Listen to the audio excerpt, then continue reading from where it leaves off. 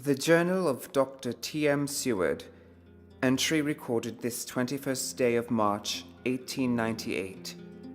Since my last entry 6 weeks ago, I have seen the love of my life, Mina Grant, languish and die of a malady I could neither remedy nor, indeed, diagnose.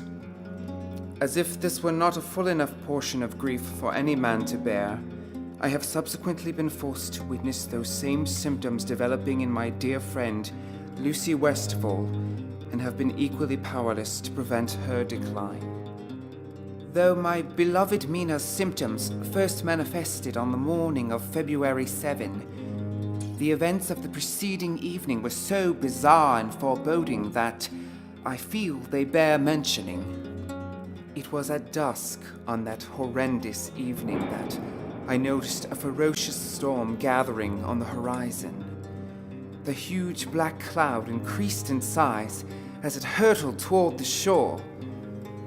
I know it was my imagination, but I had the distinct feeling that this was not merely some meteorological phenomenon, but rather some conscious, malevolent being with an appetite for destruction. I was not alone in my interest, since many of the villagers had gathered on the beach and at vantage points along the cliffs and were looking on in wonder and amazement, for out of the center of the storm, from the belly of the beast as it were, a small sailing ship appeared. She was a cargo ship of the sort rarely seen any longer, and she was being tossed about cruelly, like a child's plaything.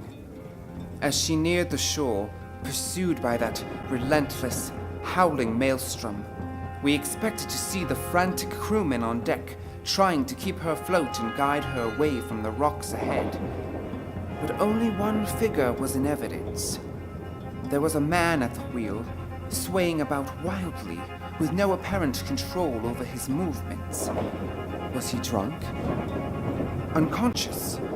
If so, how could he still be gripping the wheel? With a crash that rivaled the thunder now all about us, the ship was driven upon the rocks. And the answer became apparent. The man was dead. Quite dead. His hands were not gripping the wheel at all, but had been lashed to it for reasons I cannot begin to discern.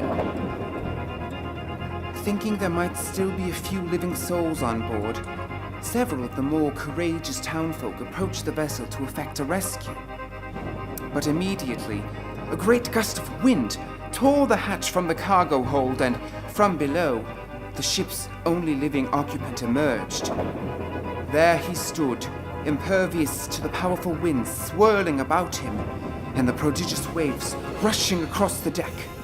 A huge black hound. His proportions exceeded those of any breed I had ever seen or heard of. Easily larger than a Great Dane, and as massive across the shoulders and haunches as a stallion. As if to acknowledge his presence, the clouds briefly parted, and the full moon shone upon him, prompting him to throw back his head and release a howl so loud and passionate that it could easily be heard above the winds and thunder that surrounded him. Then, with a mighty lunge, he cast himself over the rail and landed on the beach 20 feet below. He then cast his attention to the promontory above this hospital where stands Carfax Abbey, and as he turned to gallop off in that direction, he once again gave forth with that ungodly howl.